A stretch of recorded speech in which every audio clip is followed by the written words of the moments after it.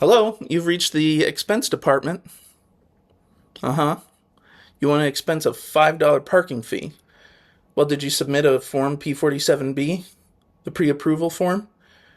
And did your manager sign off on it prior to parking the vehicle? No. Well, that's just not going to work then.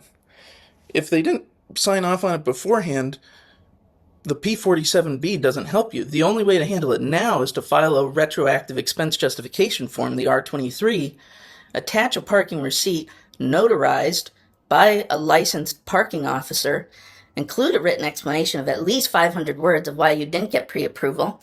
Then you can schedule a one-on-one meeting with the reconciliation committee. They only meet on Tuesday. If this is your first time seeing a Busy Book Club video, welcome. My name is Mike, and on this channel we read new and interesting books so we can have new and interesting ideas. And today we are talking about ownership. This is chapter 5 of The Geek Way by Andrew McAfee. The way McAfee positions it is really as an antidote to bureaucracy. He starts off the chapter explaining that people need status. We need it just as much as food and water. The social dynamics of humans, which is a sort of precedent that he set in earlier chapters, is extremely strong. And his argument is that bureaucracy at companies is largely driven by this need for status. Someone can establish bureaucracy to increase their own status in a company by being the decision maker and getting some credit for what happens at the company or what doesn't happen. And I don't think I need to convince anyone that bureaucracy slows companies down and prevents them from being agile. So now that we know that at a basic level bureaucracy is driven by this human need for status, how do you actually handle bureaucracy? How do you get rid of it so that your company can be faster moving and more agile? In the chapter, McAfee establishes a ground rule for the ownership norm, and it says, to reduce bureaucracy, take away opportunities to gain status that aren't aligned with the goals and values of the company. But what does that look like?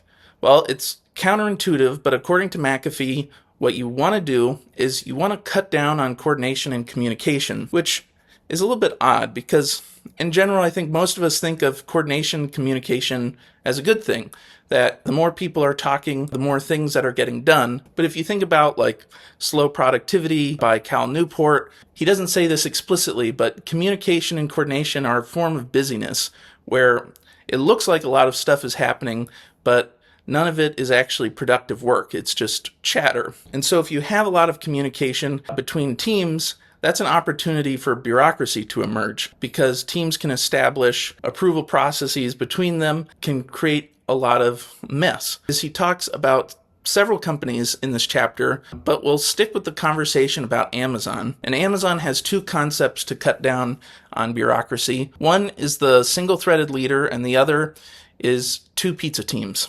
A single-threaded leader, as defined in the book, is a single person, unencumbered by competing responsibilities, owns a single major initiative, and heads up a separable, large autonomous team to deliver its goals. So it's one person who doesn't have any other responsibilities, so they don't have competing priorities, and they own an initiative, so they don't have to get approval from anybody else. They head up a separable, largely autonomous team to help it deliver its goals. What's interesting about this definition is separable, and the idea there again is cutting down communication between teams. You don't want this person to have dependencies on other people. So if you have a requirement in there for the team to be separable, that is a really, really good way to cut down on dependencies.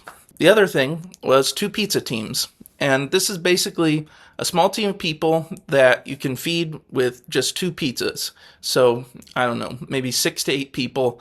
They need to be as autonomous as possible. The more important any effort at Amazon is, the more the dependencies of single-threaded leaders and two pizza teams should be reduced. These leaders and teams are given sole ownership and complete autonomy. That kind of makes sense. If you have small teams that are autonomous, there's not a lot of bureaucracy.